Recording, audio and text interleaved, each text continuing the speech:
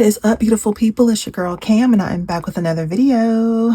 Let's talk about all the books I read in January.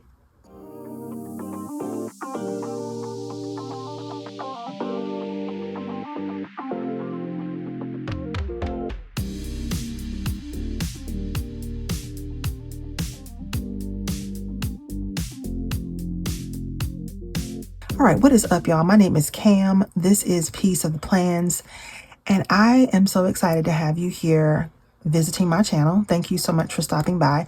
I hope that as you're watching this video that you find some inspiration here. If you do, go ahead and give me a big thumbs up.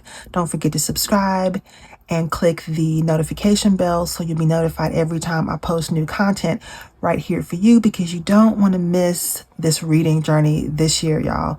It has been so good. I'm so excited. So let's get into it. I am using a B5 Archer and Olive journal this year to track all of my stats. And so let's just go right into January. I've done a flip through of this before, so I'm not going to do that now. We're going to get right into the meat and potatoes of it and go into my very first month of reading. So this is my intro page. On the left-hand side here, I am tracking the books that I actually read, just the titles of the books. And so I read, the very first book I read this year was Secluded Cabin Sleeps 6. That's a thriller. Then I read The 7.5 Deaths of Evelyn Hardcastle, also another thriller. The Snow, a thriller / horror. It was a little bit horrifying. Divine Rivals was a fantasy. Loved, Seen, and Heard was like a guided journal book. I read that too. That's by Tabitha Brown. The Red Tent. So this is a faith-based work of fiction. And then The Girl Who Smiled Beads is a memoir. Someone Else's Shoes is fiction. This was our book club pick of the month. Not So Perfect Strangers was a thriller, and then Feeding the Soul was the companion book to Loved, Seen, and Heard, another self-help book by Tabitha Brown. My quote for January was, "What a blessing it is to love books." And I did get to read all 31 days in the month of January. The least amount of pages I read was 40. The most was 220. And let's see when I started and finished books. So I started Secluded Cabin Sleep 6, January 1st, and finished it on the 2nd. Oh, wow. Okay. That was quick. Evelyn Hardcastle, January 4th through the 9th. The Snow, also a one-day book. Well, it was a short book, so that makes sense. Started on the 9th and finished on the 9th. Divine Rivals started on the 9th, finished on the 14th. Loved, Seen, and Heard started on the 14th, finished on the 20th. The Red Tent started on the 16th, finished on the 20th. The Girl Who Smiled Beads started on the 17th and finished on the 21st. Someone Else's Shoes started on the 22nd and finished on the 25th. That was such a good book, y'all.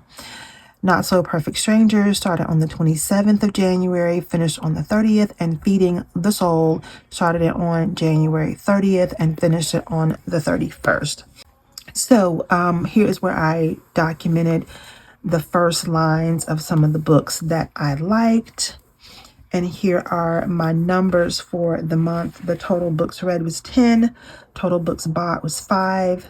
Total pages read, this was pretty good, 3,091. Total days read, 31. My favorite book of the month is The Red Tent. Yeah, that's a reread for me, but it ended up being my favorite book. Least favorite book was 7.5 Deaths of Evelyn Hardcastle. Did not like that at all. Average star rating was 4.25. Favorite character was Jasmine from Someone Else's Shoes. Least favorite character was everyone in Evelyn Hardcastle. I just did not enjoy that book. I don't recall a word popping up this month in my reading that I really wanted to document, so I left that space blank. I may go back and revisit that, but one just didn't stand out to me. And I think that what I may have to do is, when I see a word that really jumps out, maybe a word that I don't know the definition of, maybe a word that's used in a way that is unique, I need to just write it in here, because if I just go through books, 10 books a month, like how am I going to find one word in all of those 10 books? So I need to just write it down when I come across it in my reading. So write it in pencil. And then if I want to choose a different word by the end of the month, then I can change it. So I think that's what I'll do going forward. Okay, in terms of quotes, my favorite quote for the month was one from Tabitha Brown. And it says, despite what anybody may have to say to you or about you today, you are enough. Yesterday, you were enough. Tomorrow, you'll be enough. Forever, you're enough. I love that. One of my favorite quotes from The Girl Who Smiled Beads was, nobody is who you think they are at first glance. We need to see beyond the projections we cast onto each other. Each of us is grander, more nuanced, and more extraordinary than anybody thinks. I love that quote. And then here's one from Divine Rivals. I don't think you realize how strong you are, because sometimes strength isn't swords and steel and fire, as we are so often made to believe. Sometimes it's found in quiet, gentle places. When I used to work as a professional storyteller, I used to tell a story that was very much in line with that quote, that sometimes the strongest person is not the loudest or the fastest or the person that makes the grandest gestures. Sometimes it's the quiet person that really is exhibiting the most strength. So I love that quote. All right, so here's the pages where my book reviews start. And if you remember from my previous video, I really talked about focusing on the book and the feeling and the vibe of the book, and not necessarily going with the theme in the book review section. And I think we really captured that this month, and I want to keep this vibe going throughout, the year. So here's my book review for The Red Tent. This is a book by Anita Diamant, and this is my second time reading this book. I read it back, I think, in 2007, 2008, and I loved it then, and I loved it again this time. This time I listened to it on audiobook, and it was so beautiful. So if you're not familiar with The Red Tent, I highly recommend that you read it. I gave it 5 stars. It is a story of one of Jacob's daughters from the Bible. Well, his only daughter. It is a story of Jacob's only daughter, and her name is Dinah. And something very tragic happens to her in the Old Testament of the Bible, but you never hear her voice explaining what happened to her. You just hear the voices of the men, her father, her brothers, talking about this tragic incident that happened to her. But the author, Anita Diamant, has reimagined this situation. And I don't want to go too far into it, because I think if I do, it will kind of spoil it for you. But she's reimagined the circumstances and given not only Dinah a voice, but all of the women in the community a voice. They have this place where they meet that's called the Red Tent, where women go during their menstrual cycle and when they give birth. And it is a place where they build such strong relationships and friendships and such strong bonds. They forge these strong bonds with each other. And it really is very beautiful. There are some unusual things that happen in the book. I will give them that. I will give the author that. But overall, the bonds formed between these women are really very beautiful. And I love the fact that these women are given a space, Originally, when I read this the first time, I thought that her writing was based on a bunch of research and fact, but it's not. It's based on her imaginings. And according to her, I watched an interview that she did. This time when I listened to the book, I went and listened to an interview that she gave. And in her faith, in her Jewish faith, there is something called Midrash.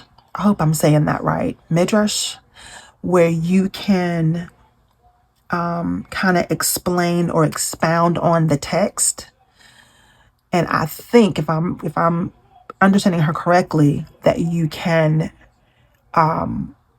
imagine and kind of fill in the blanks and you can kind of use your imagination to fill in the blanks where facts are not given. So I thought that this was totally based on a bunch of research and a bunch of facts, but it's not. It's based on her imaginings, but it's based on her imagination. Yet it is still a beautiful work of literature. Period. Just go into it understanding that everything that she's writing is not fact. You have to approach it that way. And that's why I just want to put that out there, that we can't go into it assuming that all of the rituals and all of the customs are real rituals and customs, because we don't know that to be true. We are going with her imagination. Okay, so the book is beautiful. It's well written. It does use some flowery language sometimes. My only criticism of this book is there were times when I was a little confused about whose perspective we were getting. Just a little bit confused about who's talking now. I was getting a little bit confused about who's talking now, who's telling the story. But it's very well written and it's a great story and I highly recommend it. It is my #1 book for the month, and that is The Red Tent. Okay, we'll put it on my #1 bookshelf at the end of this video. Okay, I'll show you that at the end of this video. The very first book that I read for the year was Secluded Cabin Sleeps 6. This is a thriller and it was really good. It was a 4-star read for me. I have very few 5-star thrillers. 4 stars is really good for me for a thriller. So this one was a 4-star. And what was so unique about this one was the role that DNA played in this novel, in the plot. So it's a locked in thriller where everybody is in this cabin. And they get reined in so that they can't leave the cabin. A storm comes about and then a tree falls down and they can't leave the area and mayhem ensues. And there is someone out to get someone else in the party, and you have to figure out who it is and what their connections are. So it really is a good thriller. This is by Lisa Unger. This is my first time reading a book by her, but I will definitely read more. So that was Secluded Cabin Sleeps 6. I gave that one 4 stars. The Snow was the next book I read, and this is a novella by Flint Maxwell. It's actually part of a series, and I may actually continue the series. This is a story about some friends that go camping in the summer, and all of a sudden it begins to snow in the middle of the summer.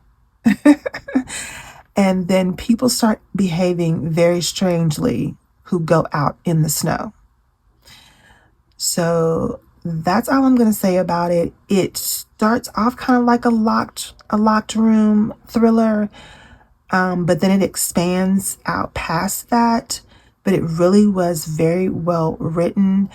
It did have some horror elements in it, so I just want to make you aware of that in case you take some of my book recommendations. This one did have a little bit more edge to it than your traditional thriller, so I would classify this one kind of on the borderline between thriller and horror.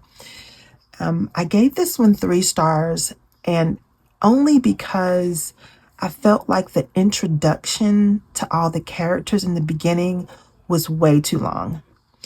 The author was giving us information about the characters that we just did not need. Now, I don't know if that information will play a role in the rest of the series, because like I said, I found out after I read it that this was part of a series. So maybe there's a reason why he spent so much time describing the characters, but it was a little bit annoying. I wanted to get to the action.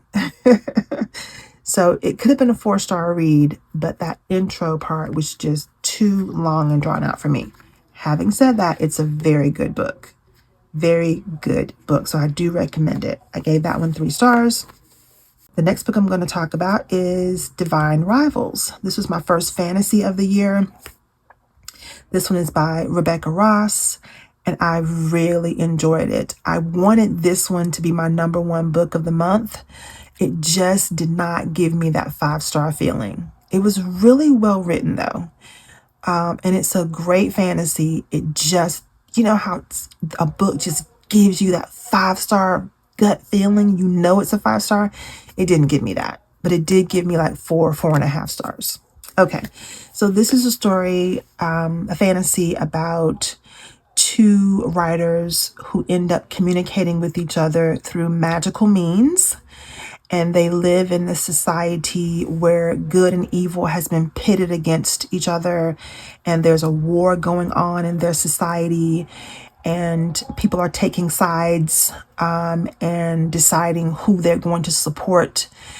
And, you know, no one person is all evil. No one person is all good. So you begin to pull back the layers of the onion on these leaders of the different factions and discover a little bit more about them. This too is a series. So I really did enjoy it. I thought that the love story was beautiful. The characters were great. There were lots of strong female characters in this novel, which I thought was great. And I really enjoyed it. I wanted it to be my #1 book. It just didn't take me over the edge. I will be reading the second book in the series. Looking forward to reading the second book in the series. So, good read. Okay, the next book that I'm going to talk about is Not So Perfect Strangers. So, let me just tell you a little secret that originally I had planned to review Maybe in Another Life by Taylor Jenkins Reid. I had started reading that book. I was about 27% through it, and I started decorating this area for that book. And when I got to about 30%, 35%, I couldn't take it anymore. I was bored out of my brain with that book. I can't believe I'm saying that because I am a Taylor Jenkins Reid stan. Okay, I have read The 7 Husbands of Evelyn Hugo. I have read The Affair.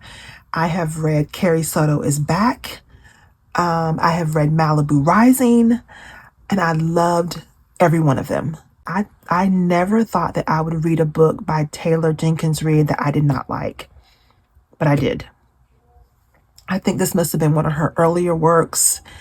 It was boring. She kept focusing on the physical attributes of the main character. And I was like, are you for real?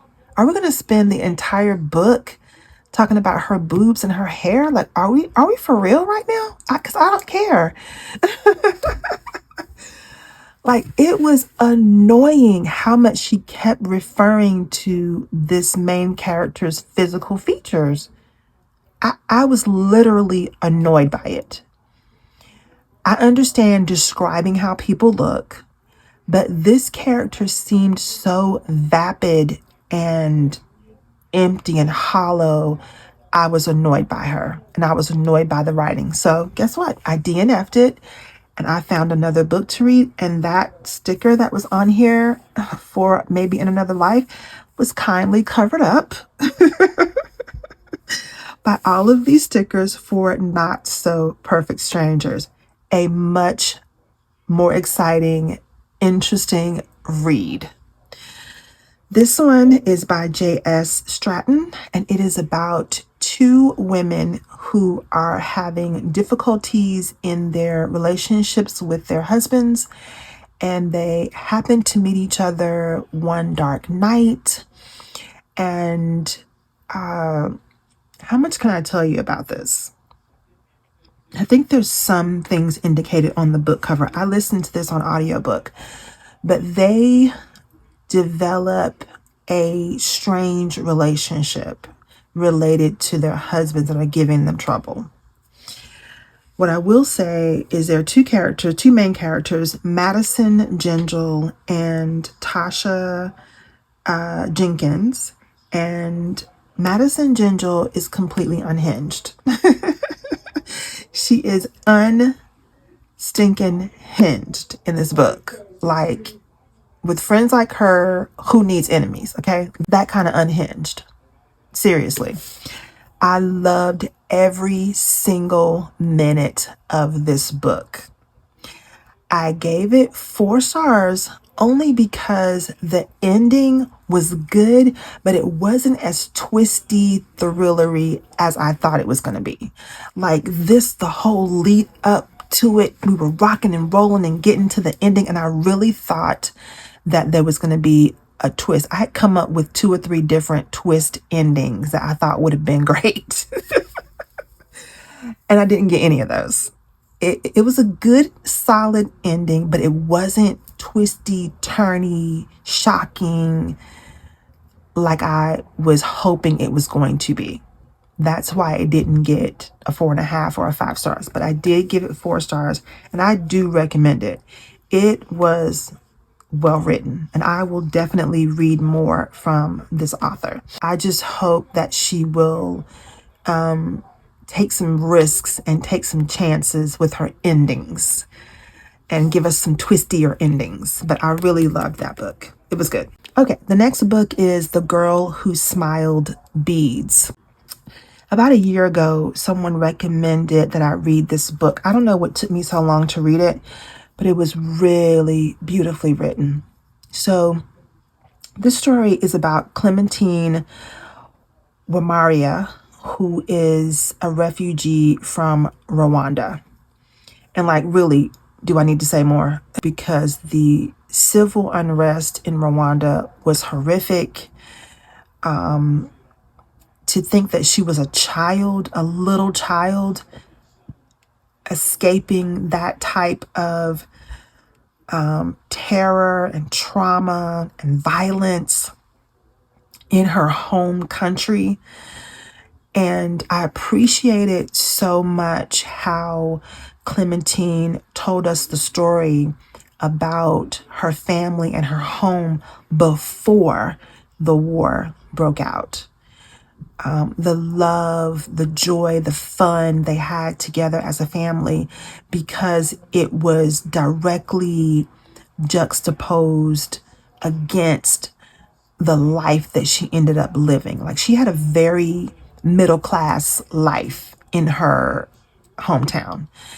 She had a very middle class kind of life in her hometown with, a nanny to come and take care of her, and, a nice bedroom and plenty of food and electricity. And she ended up going from that to sleeping on mats made of hay, sleeping on the dirt floor, sleeping on piles of clothes, sleeping in the woods, using the bathroom in the woods, just trying to escape the violence in her home country. And the story is just so well told, and it just pulls at your heart to think about young children going through circumstances like that. It is difficult to read because it was a difficult series of circumstances that she was going through, she and her sister were going through. But it is a worthy read. It is a book that you should read if you're not familiar with the civil unrest in Rwanda. The ending is her life does become a beautiful testimony of strength and bravery and courage. It is a difficult read, but it's a book that I think is worth reading. It's worth your time. And I did give that one 5 stars. I find myself giving a lot of memoirs 5 stars because I think it takes a lot of courage to tell your truth. And she really dug deep and told the truth about what happened to her in Rwanda and the horrors that she experienced. And so I definitely wanted to give it 5 stars. So that is The Girl Who Smiled Beads by Clementine Wamaria. And I do highly recommend that you read it. It's a great book. Okay, and last, I read 2 books by Tabitha Brown. One was called Feeding the Soul, and the other was Seen, Loved, and Heard. And I feel like anytime I read a book by Tabitha Brown, that I'm just sitting down having a cup of coffee or a cup of tea with a good friend. Her writing is so casual and friendly and lighthearted and vibey and full of mother wit and wisdom and just good advice, good, loving, sound advice. I love her books. And so I highly recommend that anything that Tabitha Brown writes, just read it. Just read it because she's a good writer. Her writing style is very easy, flowy, casual, like talking to a good friend. And all of the advice is so solid and so balanced. Very, very balanced. So I gave both of her books 5 stars. This was a big 5-star month for me. I think I had several 5-star books this month. As a matter of fact, let's take a look at my stats for the month. Near the front of my journal, I keep stats every month of the types of books that I read, the number of books that I buy, and the number of 5- and 4-star reads that I have each month. So in this month, I had 5 5-star reads. That's big. I rarely have more than 1 or 2 each month. So this was good to have 5 5-star reads. I had 3 4-star reads. All of them I listened to on audiobook. I may have also been reading it simultaneously, but the majority of it I did on audio. Like The Red Tent, I was reading it on my Kindle while I was listening to it on audio. But basically, I listened to it on audiobooks. There were 2 fictions, 3 nonfictions, no romances. Even though Divine Rivals had a big romance element to it, I consider that more of a fantasy because of all the magic involved with how they were communicating with the typewriter. I don't want to give too much away, but I consider that more of a fantasy. So no romances, 4 thrillers. That's big for me to have 4 thrillers. I usually do about 2, but that's good. 1 fantasy, and then no graphic novels. Oh, I really did have 1 novella. So one of these thrillers should be a novella. I should change that. I'll go back and change it later, but I did have 1 novella, no picture books, and no poetry. And again, 3,091 pages, and my average star rating was 4.25. So now that we've gone through all of my stats and I've talked to you about all of my books, let's go ahead and crown the book of the month and put it on my favorite book of the month page. All right, so every month in this section, I'm going to insert the book cover for my book that comes in number 1. And this month it is The Red Tent by Anita Diamant. I really love this book so much. I love the fact that she gave a voice to all of the women in the story of Jacob and Esau. Especially his only daughter, Dinah. I love the fact that she gave voices to women, and it was a great story. This is my second time reading it, and even though this is my second time reading it, it was my number 1 pick for the month. I kind of don't think that's fair that an old reread comes in number 1, but it is what it is. This was number 1 for me. I love this book. I will probably, in all honesty, read this book again. It was that good. It was that good. So I highly recommend it. All right, y'all, that's going to do it for me for this video. I hope that you enjoyed it. If you did, don't forget to give me a big thumbs up. If you are not subscribed already, what are you waiting for? This is where we have all the fun talking about books and journaling and tracking our reading throughout the year. It happens right here. So you don't want to miss out. Hit that subscribe button. Don't forget to hit the notification bell so you won't miss out on any upcoming videos. I hope that you're reading some good books this month, and I hope that your month is full of love, joy, and most of all, peace. See you next time.